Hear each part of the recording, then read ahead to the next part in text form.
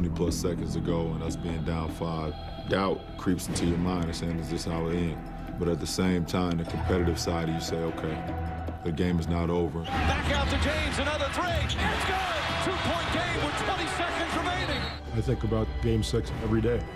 I'm anxious for the day to come when it doesn't go through my mind. James catches, puts up a three, won't go. Rebound, Bosh. And I was like, we're not going out like this. This is not what our legacy is supposed to be about. Back out to Allen. His three-pointer. Bang! Allen from downtown. Game over. The Heat have rallied from off the mat to win Game 6. It is what we compete for. It hurt deeply, and that doesn't go away very quickly. It'll never go away completely.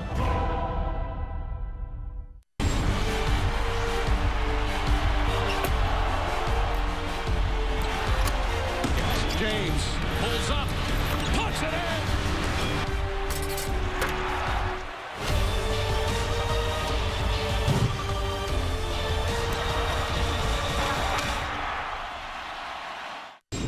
Knowing so many emotions that we've been through over the years, now trying to rebuild those emotions again for another season, and it's been tough on all of us.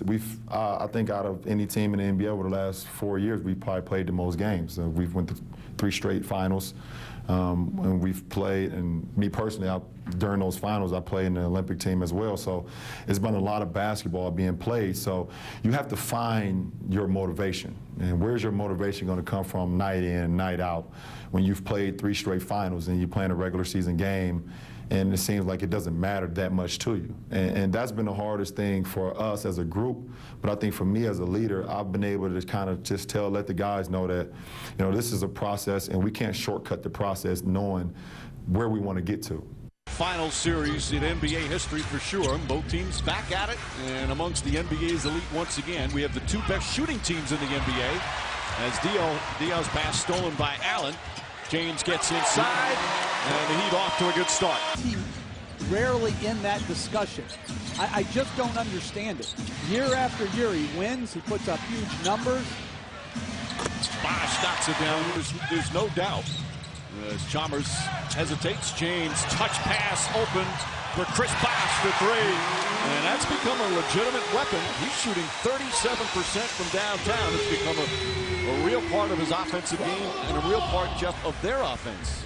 Well, and what a spectacular touch pass by James. But that Good help from Ginobili. James gets away, banks it in. Jeff Ayers as well for the Spurs. Wade gets inside. Nice adjustment, switching at the last second to the left hand. Yeah, Wade has missed 13 games, but when he's played, he's been so efficient. He's shooting 54% from the field.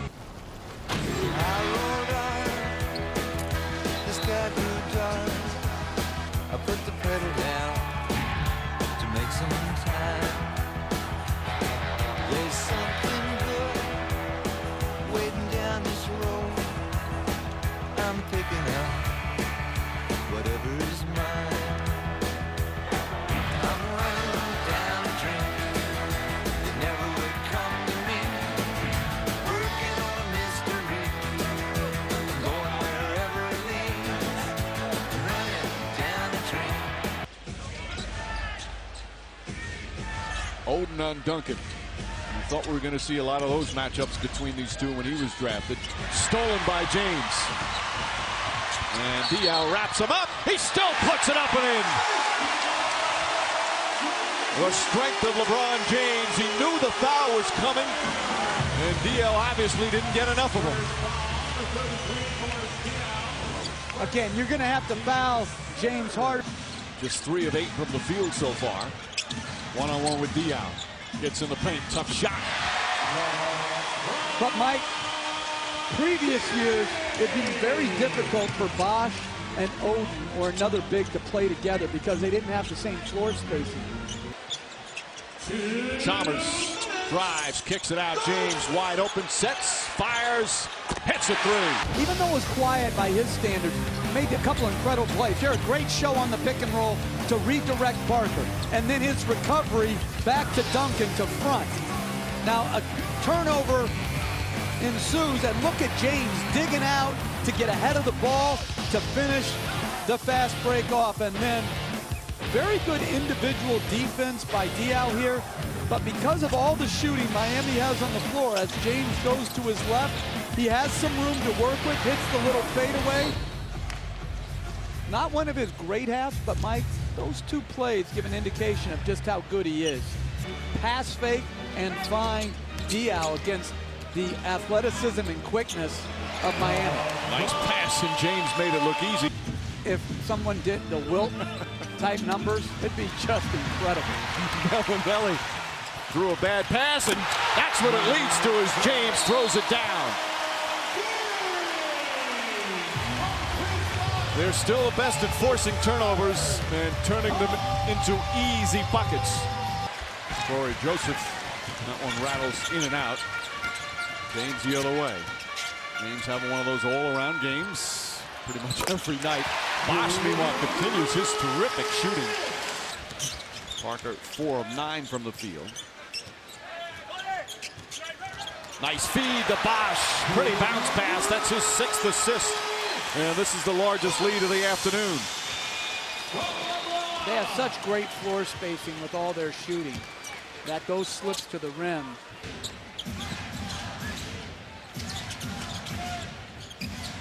Chalmers and Parker. Chalmers across the lane. Keeps his dribble alive. Finds James. 2 to shoot. James puts it up from behind the backboard, and he knocks it down. What a tough angle. And a lead back up to 13.